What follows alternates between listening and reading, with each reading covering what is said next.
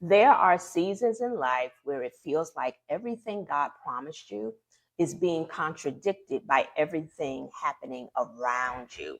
You've prayed, you believed, you tried to do the right thing, and still life got darker.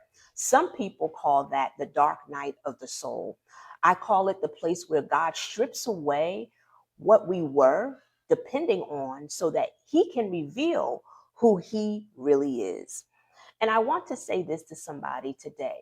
A dark season does not mean God has abandoned you. Sometimes it means He is developing you for the next place He's taking you. There was a season in my life when I experienced deep loss, hardship, uncertainty, and contradiction. It was one of those seasons where nothing made sense. I lost my home. And if you've ever walked through that kind of loss, you know it's not just financial, it's emotional, it's humbling. It can feel embarrassing, even, and it can make you question everything. I was in a short sale situation, and from the outside looking in, it looked like loss. It looked like defeat. It looked like one more thing had been taken from me.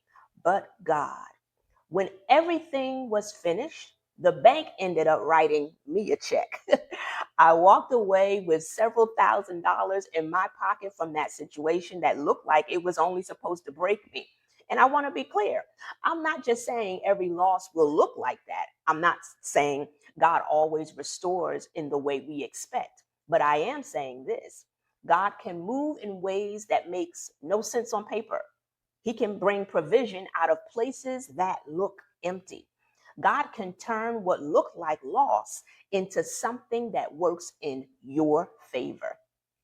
That is why I do not measure God's faithfulness by what a season looks like in the middle, because the middle can be confusing.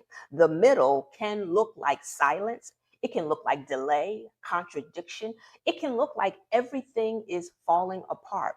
But God is not limited by what it looks like.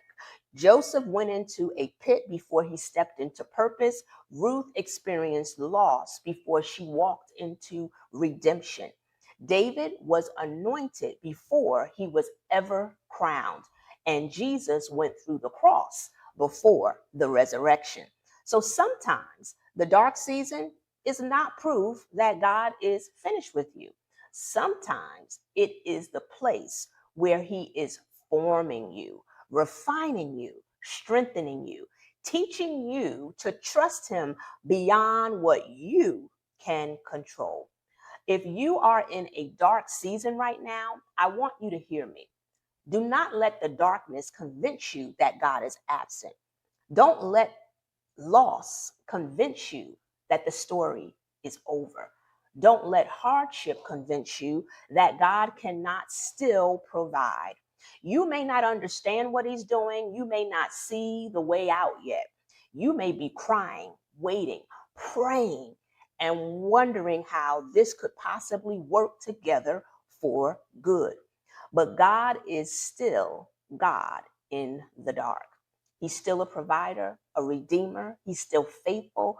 He is still able to make a way where there seems to be no way. And maybe this season is not just about God changing your circumstances. Maybe it's about God calling your heart back to Him. Because the greatest miracle is not just when God provides money. The greatest miracle is when God saves a soul, when he takes someone who was lost, brings them home, when he forgives sin, restores relationship, gives peace that circumstances cannot explain, and begins making you new from the inside out. Jesus did not come just to make your life more comfortable.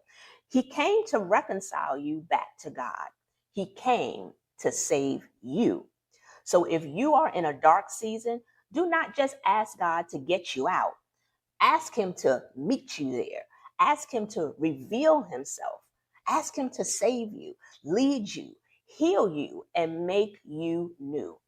And if you want to understand what it means to surrender your life to Jesus, go watch my pinned salvation video. I explain how to come to God honestly, not through religious hype or performance, but through repentance, faith and real surrender. Your dark season may not be the end, it may be the place where God starts bringing you home.